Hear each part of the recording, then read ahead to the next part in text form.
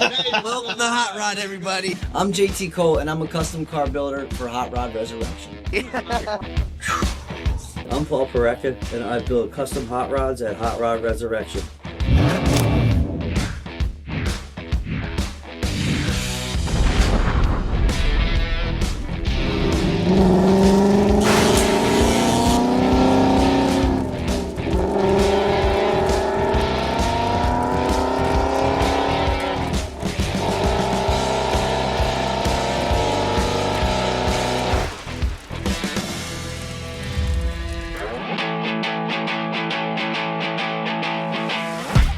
What's up, everybody? It's JT from Hot Rod, and today we have a very special one for you, a 1963 Chevy Impala. Now, this one here is very, very important because it's a one-owner car, meaning this guy's dad bought it for his mom back in 1963, and we had the pleasure of going to check it all out. So we're meeting up with the guy, and we're going to check out this car, and in hopes that one day he's going to bring it here so we can restore it the right way.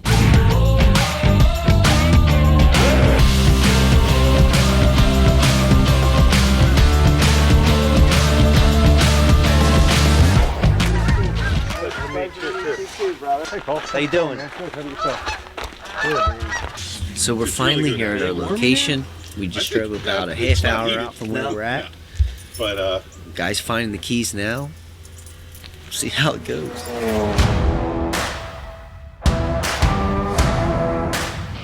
It's always worth it when you see her. She needs us. Can we move some stuff so we can pop the hood? We gotta give you a proper assessment here. Oh yeah, that's a Chevy. One of the good things that this car has going for it is there's a lot of pieces they make aftermarket for it. you mean because it's this particular car? Yeah, because they make all the pieces for this. So it's not like it's a 71 Cougar. So right off the rip, I go under here and I check where the floors are, because a lot of rain will come in and it will sit on these floor pans if they're inside or not. And you can tell it had a naturally six cylinder in there, because of that badge right there. You gotta find a corner. Oh, wait.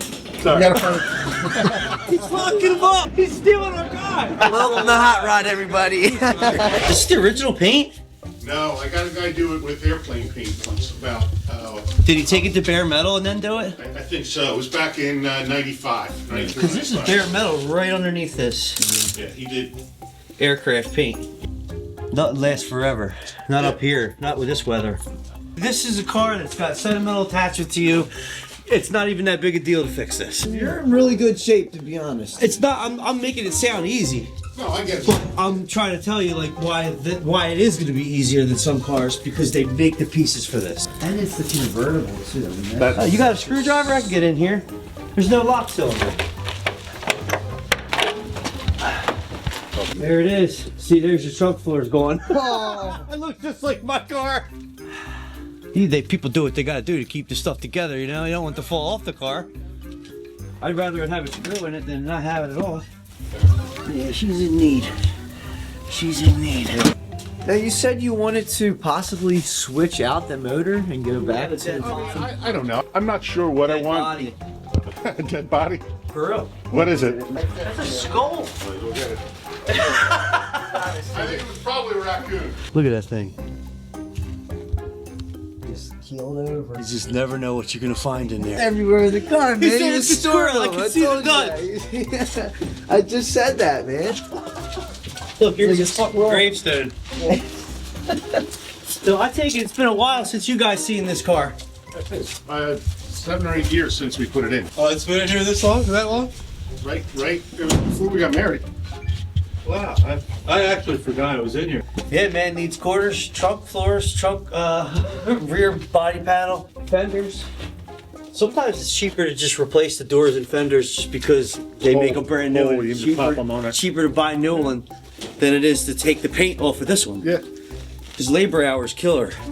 Yeah, man, this ain't cheap business. I mean, how much would you expect to pay for a brand new car today? Yeah, right. No, I You're get going it. to buy a brand new car today. How much do you think it would cost? Oh, what was it going to cost me? If you went to buy a brand new car today, like this, like Well- today's equivalent to a convertible. Well, I don't buy brand new cars, first off.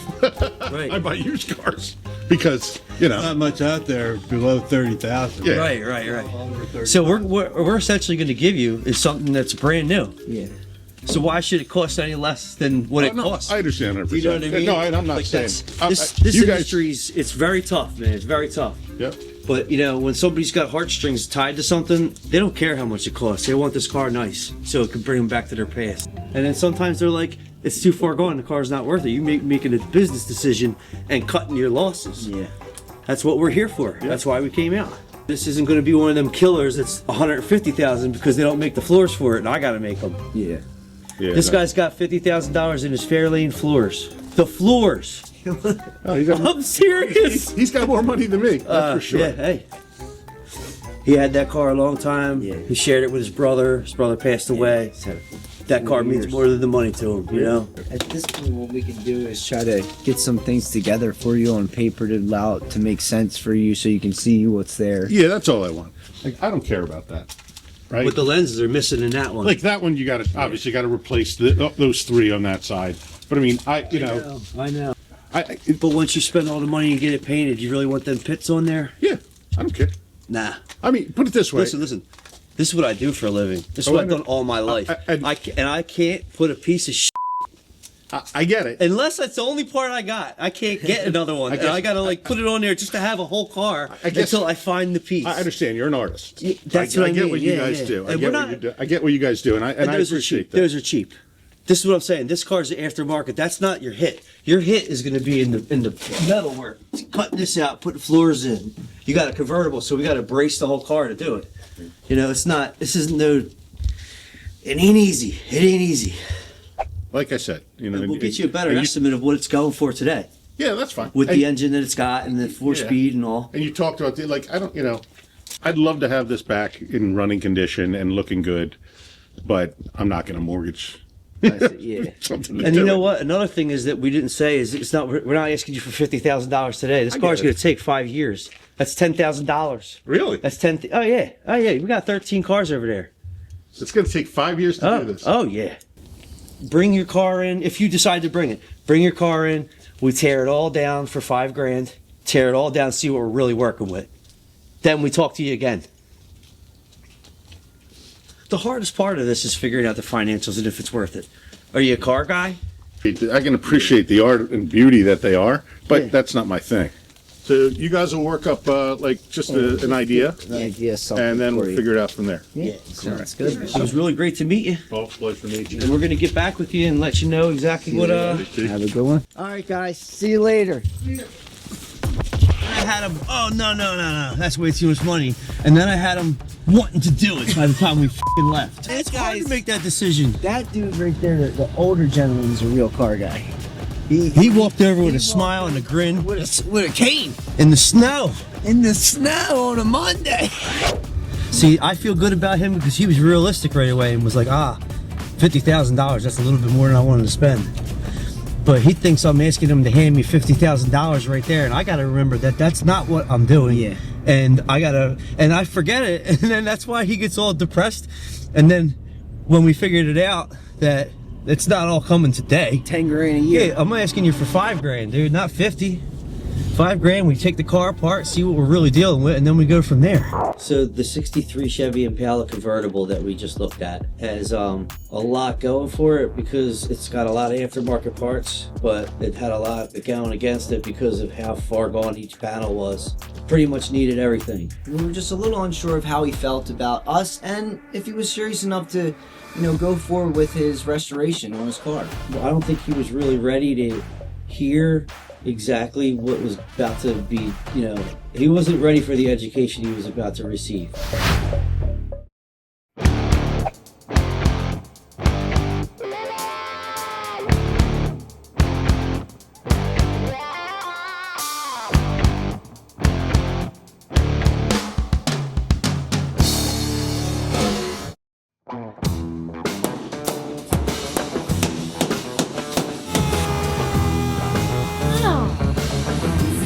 So I was over here on the beanbag here. A lot of these cars have a contour to them and we have to make custom panels for that. That's all starts out with just a 18 gauge is the gauge that we use across the board. Some people will use a 20, but it's just much thinner It's okay to use in small applications, but if you're doing it right, you go 18 gauge, no way around it. It's a lot harder to shape, but at the end of the day, it's the right shape to use. Throwing that there, we'll beat that up like you saw earlier on this here. This will give us our shape. So you can see on here that there's just a lot of beat marks, right? See if on here, all in here. You see over here, it's a little smoother. Well, so what this is there's two peats here, and what goes on, you put it in here, and you now are flattening, and you're working over getting these out. So you can see where it's starting to come in and come out of where those bumps are, and it's getting a lot smoother. So depending on the kind of curvature that you'll need will be on the adjustment of how much you actually flatten it out. And you can see what I'm talking about, okay? So this is just grabbing a piece randomly, a flat piece. Looks like we've done this before. If this was rotted out at the bottom here, you can make a flat patch. But if it didn't, then you gotta make, you know, a couple patches together. Or if you're like a metal smith of the Lords, then you could produce all of this together and spend 60 to 80 hours to recreate something that you can just kind of piece together on your own. And at home, that's mainly about it. So, you know, that's pretty much, those are cheaper tools to get too. A sandbag is like 50 bucks. The hammer costs like 20, and English wheels around like 300, but you could probably get one for 150 on Marketplace. And now you're doing a little bit more than restoring cars. You're actually putting new panels on them too. This guy called me 2 years ago trying to get it done, and he just had a couple other buddies touch it in between. 2 people who worked on this car, 2 out of the 4 died, so we are a little scared that we're even touching it. But he came to us and he says, man, I've lost all hope in this truck. I had one when I was younger. I remember cruising down the road with my chicken sidearm, and just, you know, that was like the time of my life. And everyone I bring this car to either dies or doesn't know what they're doing. And I said, bring it on down. What I enjoy most about what I do is probably just being here, just being able to be present and being the extension of someone else who's working here. The way I care for people and for cars is unlike many others. This is the 460 1956 Rocket Bird. Getting ready to paint the front end of this frame and do the engine bay all up. Continue on doing the jams to get this car built. So this car's almost there, but I just wanted to show you an example of the B-roll and stuff, you know. We're actually cleaning the booth out a little bit, doing a last blowout before we do this paint job on the jams.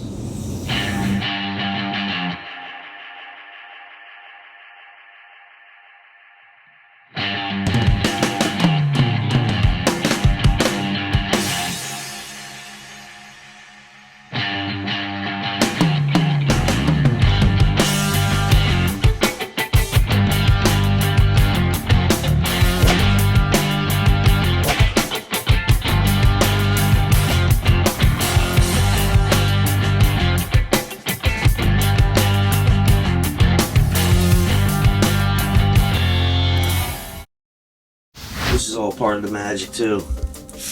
What does hot rod mean to you? Hot rod means everything to me. It's what I wake up for. It's what I think about when I go home. It's what me and my son do every day. We talk hot rod. You know, that's how he gets into it, and that's what hot rodding is to me. It's customizing something to your own liking and to make it happen. That's hot rodding. I would do one coat because this is going to cover in one coat, but it's just, you always do two. You know what I mean? In case you missed anything on your first coat that you don't realize, you nail it on your second. It dries nicer looking.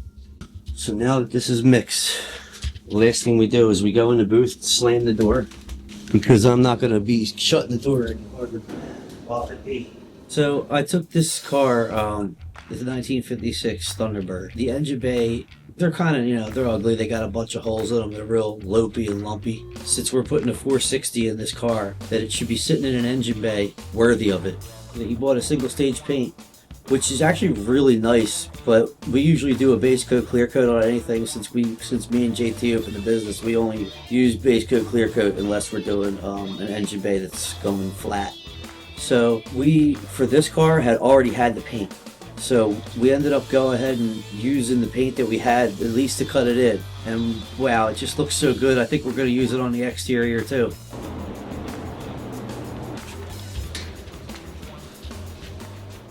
I can't wait to tag him tonight. He just learned how to use Instagram. Firewall came out amazing. Yeah, it's nice and clean. This is the coolest looking engine I've ever seen. Just picturing like that Ford Red motor just sitting in there at the 460 was nasty. Absolutely, and then the jams. Man, this color is too cool for school. Yeah. You've never even seen this color on a car before. You and Andy get that motor painted and then we'll build the car and paint the car. You want it on or off? Don't nobody, always on the job. I got no hobby. You want this on or off? On. Epic Kitchen Tacos is one of our favorite places to go to. I can't stress this enough. We go there every Thursday. It's kind of like a little VIP action, you know, you kind of get in before the market's there, but at the same time, you're able to get good quality food. I always joke around and say I pay the one kid who's behind that counter, I always joke around and just say I pay his salary, which I pretty much do at this point. So we're here at EKT, that is Epic Taco Kitchen, inside of Booth's Corners in Garnet Valley, Pennsylvania. I always get the Pineapple Express because it's a taco you wouldn't normally get. But this place really turned me into a carnivore or something. Really wonderful people.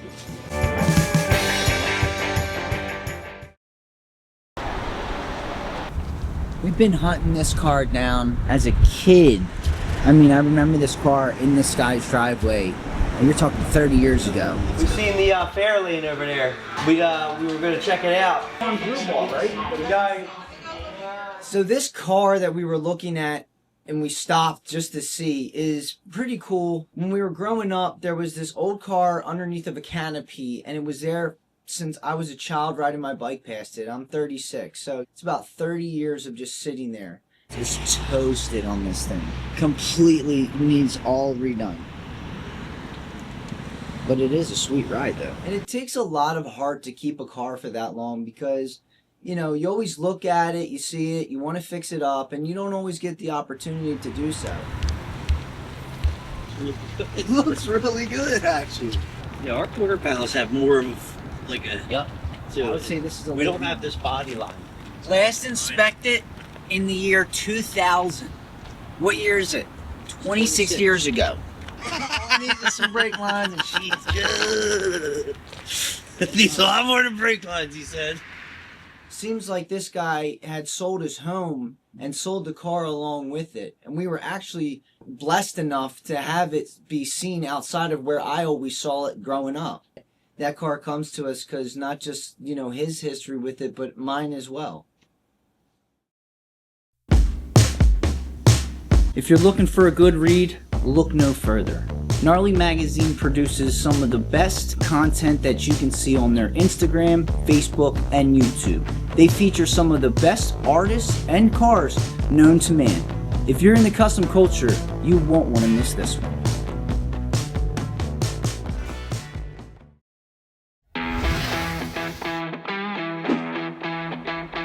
This is Trigger. He's one of the shop mascots. He's been here since day one. Matter of fact, I got him right before I met JT. So he's been here for a long time, baby. Such a good boy. He deserves to be on screen. And he has perfect teeth. Perfect teeth. Yeah, I got some Trigger in there. Good, man. All right, there's a good one. Up the juice. What else? We got a drum set here. Playing drums my whole life.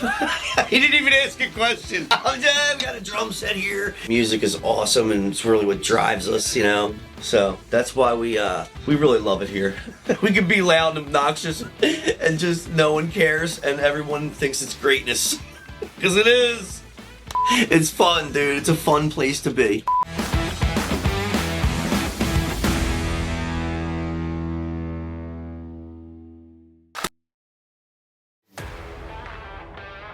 It's a kind of an investment. He could put $75,000 in the car. We haven't moved nothing for 3 years. This is an important truck to her life. In the name of Hot Rod. So now what I have to do is re-weld where they cut at. Like if you saw this thing completely built, you'd really be like, why did you cut that? Get ready for its first startup. In case I warp a little bit, you know what I mean?